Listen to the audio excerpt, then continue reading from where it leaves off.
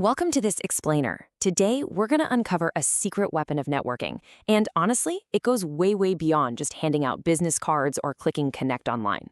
We're actually going to explore the hidden architecture of your professional circles. Because believe it or not, the invisible spaces between people, yeah, those might literally hold the key to your next massive career leap.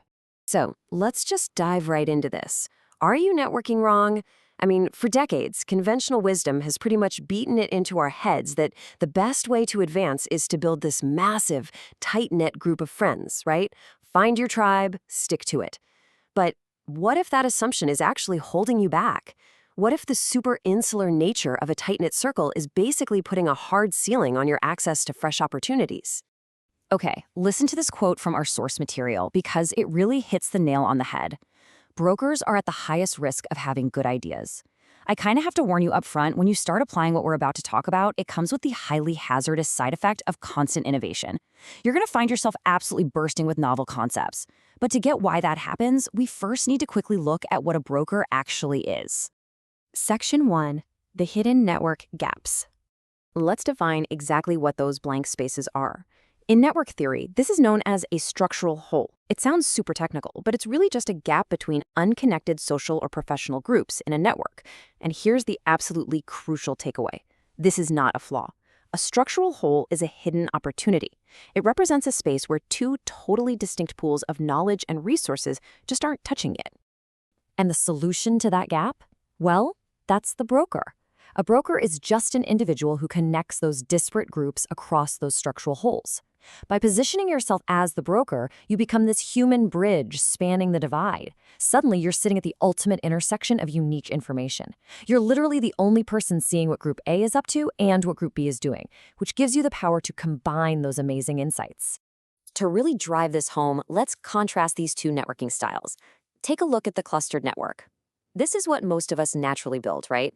It's insular, everyone knows everyone. The problem is, information gets trapped in an echo chamber. It's totally redundant. Like if your friend knows about a job opening, you probably already know about it too. But now, look at the brokered network. Because you have diverse links into multiple unconnected groups, you're constantly being fed novel, unique info. You are always the first to hear about new trends because you're tapping into completely different ecosystems. Section 2. The broker's premium.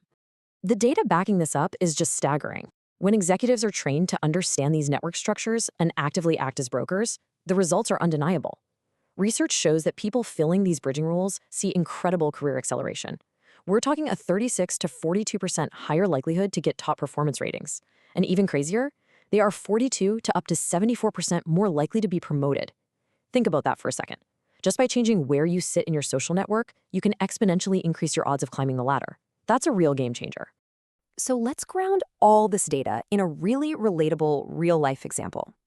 Let's imagine your first social circle. We'll call them Group A. In our source example, this is the debate club.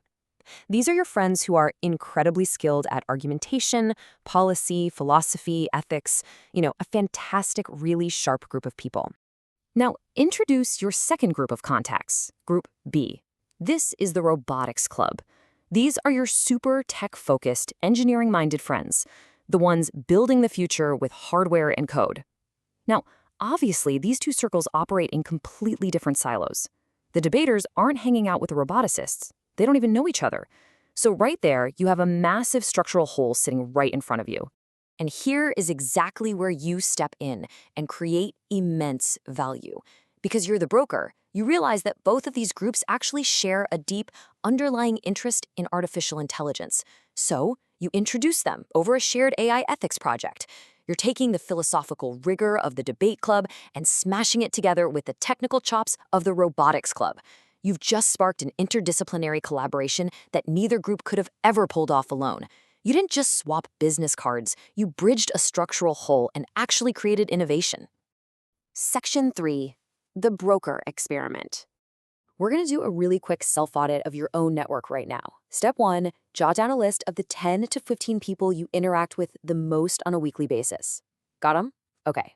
Step 2, look critically at that list. Do they all know each other? Because if they all hang out in the exact same Slack channel or break room, you're stuck in a cluster. You're just circulating redundant info. But Step 3, if you look at that list and realize, wait, person A has never met person B and person C is in a totally different industry than person D, well, congratulations. You've just identified structural holes and you found your exact role as a broker. So I want to leave you with one final, really important question to ask yourself today. Look at your contacts. Are you building a cluster or are you building a bridge? If you actively start stepping into those empty spaces and introducing your disparate contacts, you're going to place yourself at the very center of innovation. You'll unlock a career advantage that, honestly, most people never even realize is right at their fingertips. Thanks so much for joining me on this explainer. Now go out there and start bridging those gaps.